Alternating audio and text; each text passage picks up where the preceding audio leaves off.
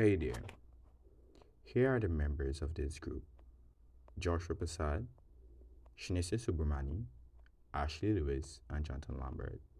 Our goal is to explain how antibiotic resistance works.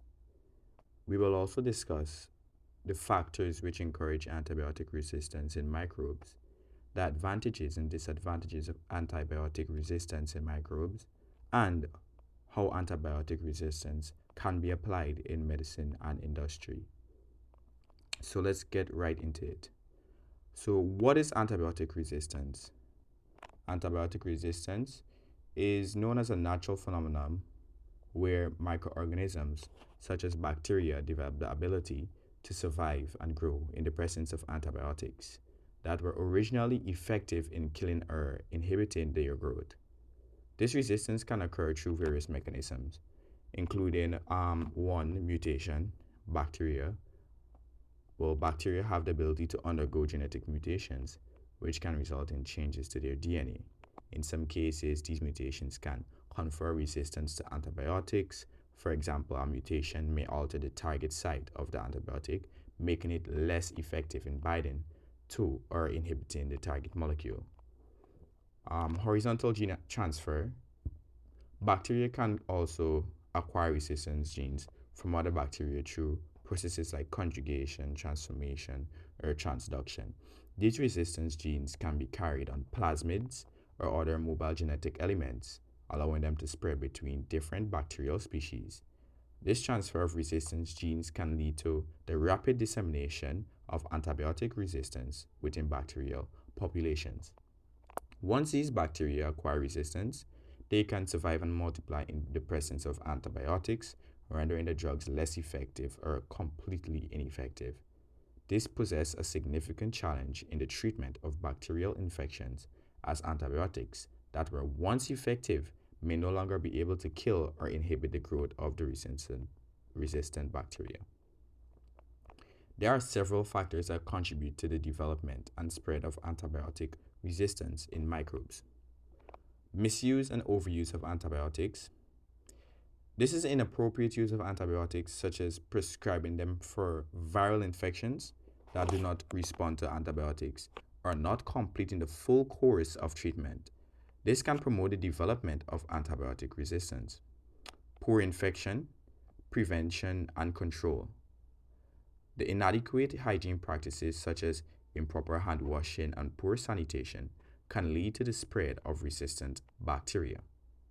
Lack of rapid diagnostics, delayed or inaccurate diagnosis of bacterial infections can lead to the unnecessary use of misuse of antibiotics. 4. Lack of new antibiotic development. The pipeline for new antibiotic development has slowed down in recent years, leading to a limited arsenal of effective antibiotics. Global travel and trade is another point. The movement of people and goods across borders facilitates the spread of resistant bacteria between countries and regions. Resistant bacteria can be imported or exported through travelers. Also known as a medium, this contaminated food or other means make an antibiotic resistance a global problem that requires international cooperation. I will now be moving on to the advantages of antibiotic resistance in microbes. Survival and adaptation.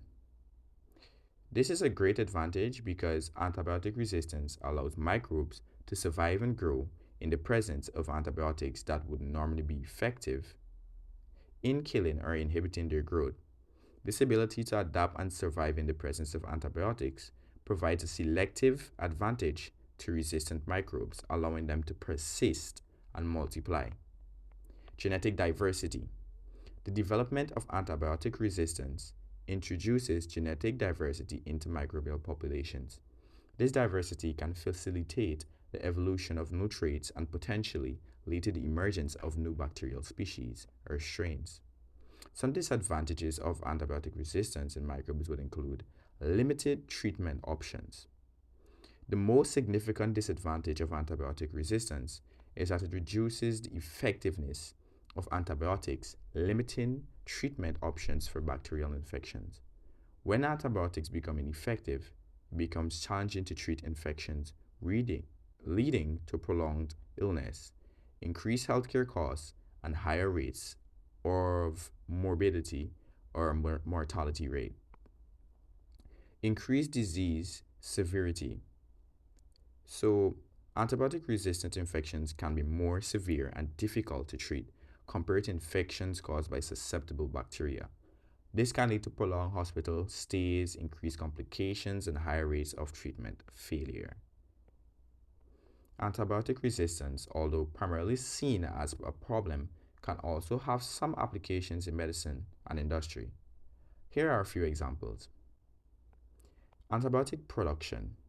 Some antibiotics, such as penicillin, are derived from naturally occurring antibiotic producing microorganisms. By studying antibiotic resistance mechanism in these organisms, scientists can gain insights into the biosynthesis pathways of antibiotics, leading to development of more effective and efficient methods for antibiotic production. Antibiotic susceptibility testing.